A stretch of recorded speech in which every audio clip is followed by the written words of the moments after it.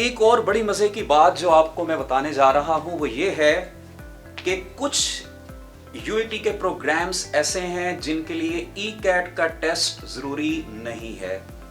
तो अब इस सेगमेंट के अंदर हम ये देखेंगे कि किन किन प्रोग्राम्स के लिए ई कैट का टेस्ट कंपलसरी है और कौन से प्रोग्राम्स ऐसे हैं जहां पे आप बगैर ई कैट का टेस्ट दिए एडमिशन ले सकते हैं।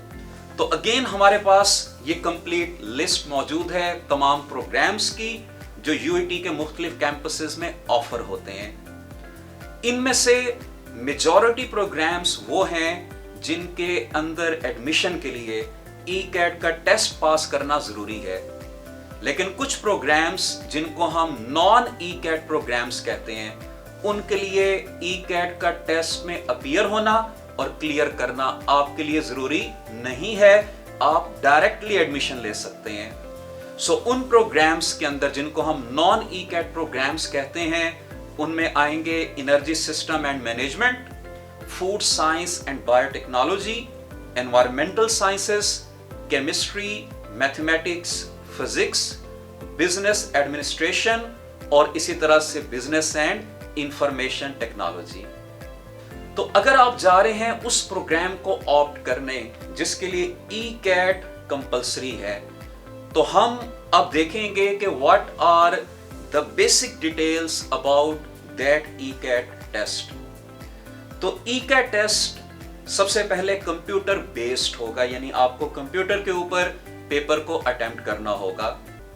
Total number of MCQs in that test is 100 और इस टेस्ट को अटेम्प्ट करने के लिए आपको जो टाइम प्रोवाइड किया जाएगा वो होंगे 100 मिनट्स, जबकि टोटल मार्क्स इस टेस्ट के होंगे 400, जिसका मतलब है कि हर एक क्वेश्चन के 4 मार्क्स होंगे और अगर आप कोई क्वेश्चन गलत करते हैं तो उसकी नेगेटिव मार्किंग होगी और वो नेगेटिव मार्किंग के लिए आपके करेक्ट क्वेश्चंस में से मार्क्स में से एक नंबर एक क्वेश्चन के अगेंस्ट डिडक्ट कर लिया जाएगा। प्री इंजीनियरिंग के जो स्टूडेंट्स हैं उनके 100 मार्क्स के क्वेश्चंस की डिस्ट्रीब्यूशन इस तरह से होगी, यानी 30 questions from physics, 30 from chemistry, 30 from mathematics and 10 questions will be from English. जबकि प्री मेडिकल के स्टूडेंट्स के लिए जो ई कैट का टेस्ट लिया जाएगा उनमें फिजिक्स के 30 क्वेश्चंस होंगे, केमिस्ट्री के भी 30 क्वेश्चंस, बायोलॉजी के 30 क्वेश्चंस और 10 क्वेश्चंस होंगे इंग्लिश के। यानी यहां पर प्री मेडिकल के स्टूडेंट्स मैथमेटिक्स की बजाय बायोलॉजी के 30 क्वेश्चंस को अटेम्प्ट करेंगे। इसी तरह से अगर आपका बैकग्राउंड आईसीएस से है तो आपके टेस्ट के अंदर फिजिक्स के 30 क्वेश्चंस होंगे और 30 क्वेश्चंस कंप्यूटर साइंस से होंगे, 30 मैथमेटिक्स के होंगे and 10 questions will be from English। और अगर आपकी एफएससी जनरल साइंस से है तो फिर फिजिक्स के 30 क्वेश्चंस, मैथमेटिक्स के 30 questions, 30 from statistics and 10 questions will be from English. अब आपके जहन में ये क्वेश्चन होगा कि इस ई कैट के टेस्ट के लिए या नॉन ई कैट प्रोग्राम्स के लिए अप्लाई आप कैसे करेंगे। तो अब हम देखते हैं कि ये एप्लीकेशन प्रोसीजर क्या है, किस तरह से आपने इस टेस्ट के लिए अप्लाई करना होगा। तो इसके 4 बेसिक स्टेप्स हैं। सबसे पहले स्टेप में आप टोकन नंबर ऑनलाइन हासिल करेंगे थ्रू HBL अकाउंट और HBL connect bye paying ₹1800।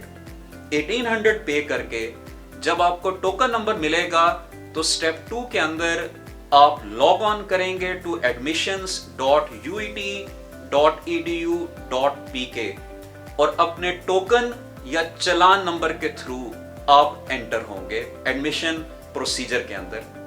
Step 3 के अंदर आप अपना कंप्लीट डाटा एंटर करेंगे और डाटा एंटर होने के बाद आपका एडमिट कार्ड जनरेट हो जाएगा।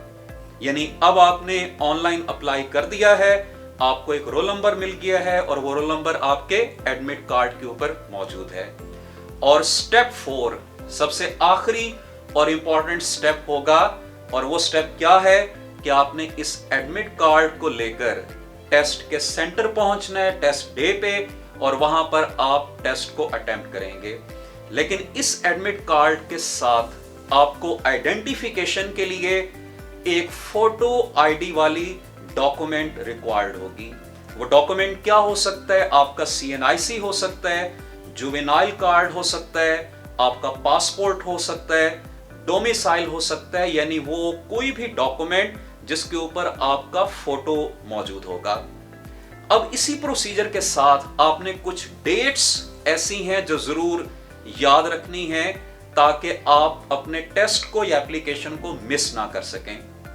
सो last date to apply for ECAT programmes is Friday 3 March 2023, जबकि नॉन ECAT प्रोग्राम्स के लिए आप 2 मई 2023 तक ऑनलाइन एप्लीकेशन जमा करवा सकते हैं। अब जिन्होंने ECAT प्रोग्राम्स के लिए अप्लाई किया होगा उनके टेस्ट की डेट्स हैं मंडे 13 मार्च 2023 से लेकर फ्राइडे 17 मार्च 2023 तक। जब आप टेस्ट अटेम्प्ट कर लेंगे तो उससे अगला स्टेप होगा declaration of your test results, और ये टेस्ट UET अनाउंस करेगी 24 मार्च यानी फ्राइडे के दिन। उस रिजल्ट्स के बाद आपने अपने ऑनलाइन फॉर्म्स को सबमिट करवाना होगा, और ऑनलाइन फॉर्म सबमिशन की लास्ट डेट होगी 2 मई 2023। इन फॉर्म्स की सबमिशन के बाद UET अपनी फर्स्ट मेरिट लिस्ट अनाउंस करेगी 5 मई यानी फ्राइडे वाले दिन को, और इस अनाउंसमेंट के बाद जो क्लासेस का स्टार्ट है यानी कमेंसमेंट ऑफ क्लासेस वो होंगी फ्रॉम 9 सितंबर 2023। अब लास्ट में हम ये देखेंगे कि UET का मेरिट फार्मूला 2023 के लिए क्या होगा। आपको एंट्री टेस्ट में कितने मार्क्स लेने होंगे, आपके FSC के कितने मार्क्स रिक्वायर्ड होंगे, मैट्रिक के कितने मार्क्स रिक्वायर्ड होंगे, या अगर नॉन ECAT प्रोग्राम है तो उसका मेरिट कैसे डेवलप होगा। तो सबसे पहले हम देखते हैं नॉन ECAT प्रोग्राम्स के लिए जहां पे ECAT का टेस्ट रिक्वायर्ड नहीं है। ऐसे प्रोग्राम्स के केस में मेरिट बनाने के लिए आपके मैट्रिक के मार्क्स का 25% और फर्स्ट ईयर के मार्क्स का 75% लिया जाएगा और उसकी बेस पर मेरिट बनेगा। अगर आपने अप्लाई किया है ECAT प्रोग्राम्स के लिए, और ECAT में इंजीनियरिंग प्रोग्राम्स के केस में जो मेरिट की फॉर्मुलेशन होगी वो इस तरह से होगी कि मैट्रिक के मार्क्स होंगे 17%, फर्स्ट ईयर मार्क्स 33% और एंट्रेंस टेस्ट के मार्क्स का 50% इस वेटेज में शामिल किया जाएगा। अगर आपने उन ECAT प्रोग्राम्स को अप्लाई किया है जो इंजीनियरिंग से हटके हैं, जैसे कंप्यूटर साइंस है, सॉफ्टवेयर इंजीनियरिंग है, CRP है, PID है, आर्किटेक्चर है या इंजीनियरिंग टेक्नोलॉजी है, तो उस केस में मैट्रिक के 25%, फर्स्ट ईयर मार्क्स का 45% और एंट्रेंस टेस्ट मार्क्स का 30% वेटेज के अंदर इंक्लूड किया जाएगा।